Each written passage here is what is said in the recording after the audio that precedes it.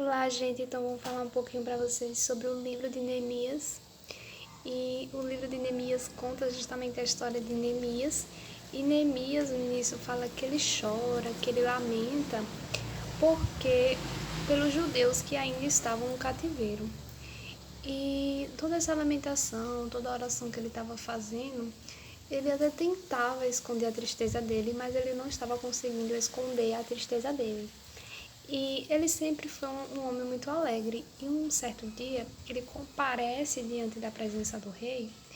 E como ele sempre foi uma pessoa tão alegre, tão, divertida e tudo, o rei percebe que Neemias não está bem. E que, na verdade, Neemias está triste.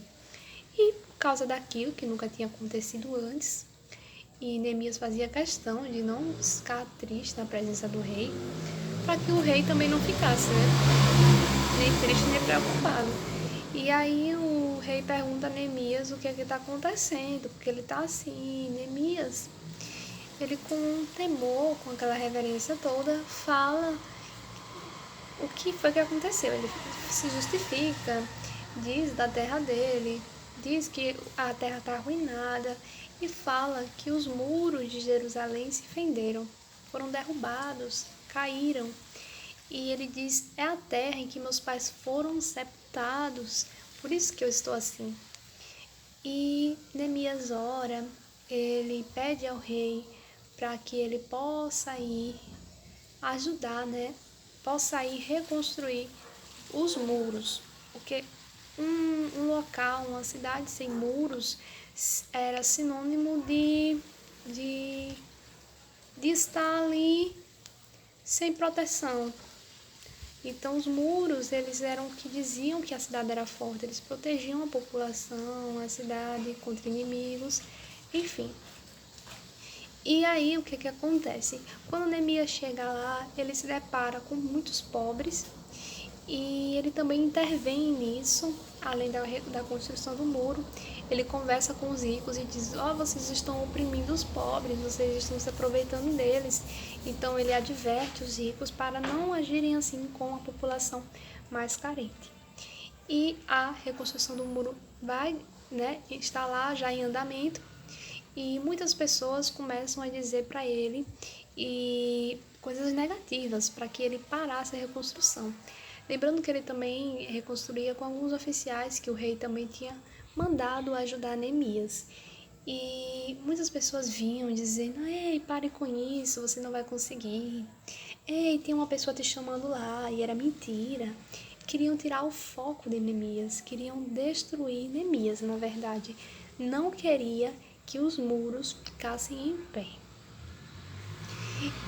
E, é muito interessante, porque Neemias ele sempre permanece focado na direção de Deus. Muitas das vezes Deus nos dá uma direção e a gente desiste dela no meio do caminho, porque a gente ouviu um relatório negativo, uma mentira. Então, Neemias não é assim. Neemias não deixa que isso aconteça, ele não deixa que as mentiras entrem no coração e ele não aceita. E ele diz: eu estou fazendo uma boa obra, eu não posso parar. E é interessante que os profetas eles foram vendidos, eles se venderam.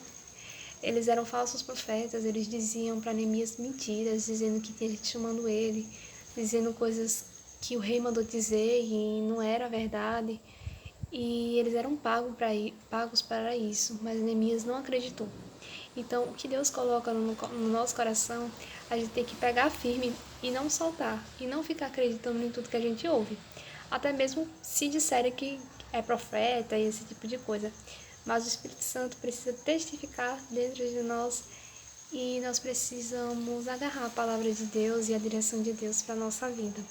Então veja só o que foi que aconteceu em Neemias 6, versículo 9. Porque todos eles nos procuravam atemorizar, dizendo: as suas mãos largarão a obra, e ela não se efetuará. Neemias estava falando aqui sobre os muros, eles diziam isso para Neemias: as suas mãos largarão a obra, e não se efetuará. Aí Neemias diz: agora, pois, ó Deus, esforça as minhas mãos. Então, sabe o que foi que Neemias disse quando uma palavra negativa desse porte chegou nos ouvidos dele? Ele disse: Senhor, estão dizendo isso? Agora, por que eles estão dizendo isso? Esforça as minhas mãos, me dê força para que as minhas mãos continuem, para que elas concretizem a obra que você me chamou para fazer.